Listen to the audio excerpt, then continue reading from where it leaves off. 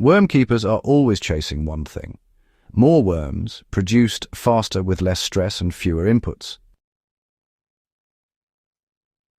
And while bedding materials, moisture levels, and temperature all play huge roles, there's another factor that doesn't get nearly enough attention: what you feed your worms in liquid form.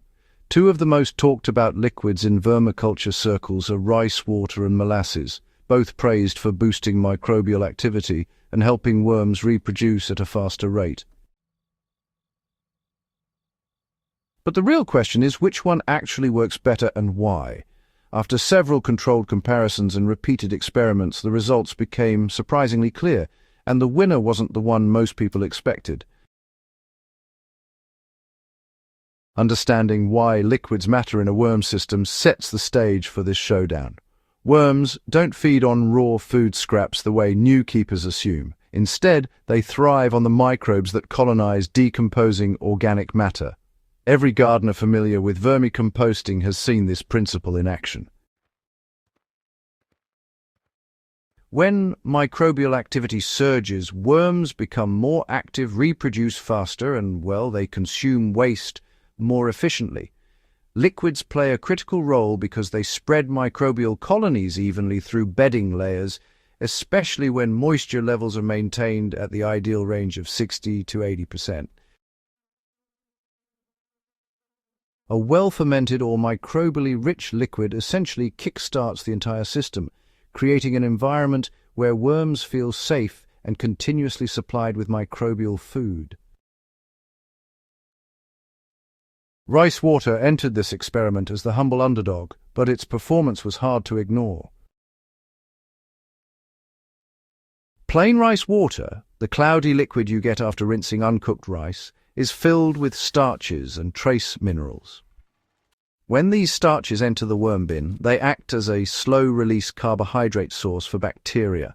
This stimulates bacterial blooms that remain moderate rather than explosive. Worms responded calmly but consistently. Within a week, the bedding developed a warm, earthy smell typical of a stable microbial system. The worms gathered wherever the rice water had been poured, forming dense clusters that stayed active for hours rather than minutes. Over 4 weeks, bins treated with rice water produced noticeably more cocoons, with many hatching earlier than expected. This wasn't because rice water was nutritionally rich, but because it provided a steady supply of simple carbohydrates without pushing the system into overheating or acidification.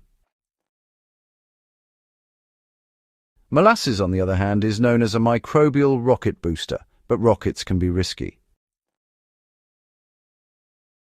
Blackstrap molasses contains iron, calcium, magnesium, potassium, natural sugars, and trace minerals. When diluted properly, it can hydrate bedding while providing a feast for microbial populations, and that's exactly what happened in the trial. Within 24 hours, the bin treated with diluted molasses had warmed noticeably. Worms became extremely active and fed aggressively through the upper layers of bedding. Early reproduction also increased. But, the surge did not remain stable. Molasses stimulates bacterial growth so rapidly that the oxygen levels can drop and, the bedding can turn anaerobic if even slightly over-applied. In bins where molasses was used weekly, the bedding risked compacting and producing sour pockets where the worms refused to go. When used lightly, 1 tablespoon of molasses per litre of water, it performed well, but honestly, the margin for error was much smaller than expected. The surprising twist came when comparing long-term results side by side. Over a period of 2 months, the rice water bins, kept producing cocoons at a steady rate, and the worms increased in density without showing any signs of stress.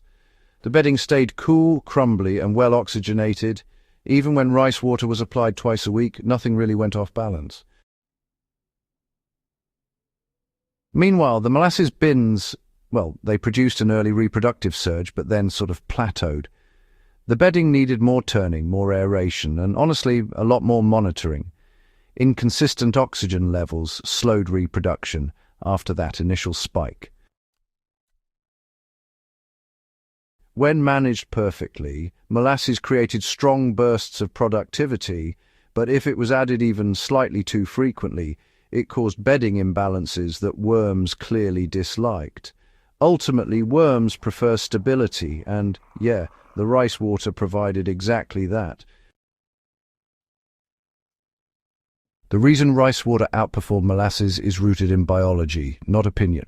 Worms are adapted to environments where organic matter breaks down gradually. Forest litter, leaf piles, and aged manure beds all release sugars and nutrients slowly.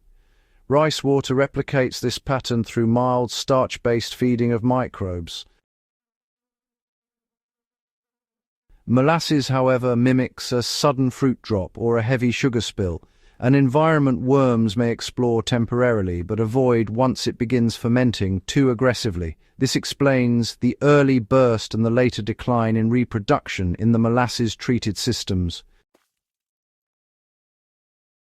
If you want to apply this knowledge in your own worm setup, the ratios matter greatly. Rice water can be used at full strength. A practical routine is rinsing 1 cup of uncooked rice with 2 to 3 cups of water and using the strained liquid directly on a standard indoor worm bin twice weekly. This creates a gentle microbial rise without disturbing bedding balance. Right, so molasses should be diluted to 1 tablespoon per litre of water, and honestly, you'll want to use it no more than once every 10 to 14 days. Anything stronger begins to flirt with oxygen depletion, especially in enclosed or heavily fed systems. If you're running a large outdoor worm bed where airflow isn't restricted, you can safely increase it to 1 tablespoon per 3/4 of a litre. But, indoor bins should remain cautious. The final outcome of the showdown was clear rice water wins for sustained worm reproduction, bin stability, and overall ease of use. Molasses still has its place, especially for gardeners who understand how to manage oxygen, bedding depth, and heat. But for most worm keepers, especially beginners or those running compact bins, rice water provides all the microbial activity worms need without any of the risk. And since it's practically free and takes 30 seconds to make, it becomes one of the most valuable liquids you can incorporate into your vermicomposting routine.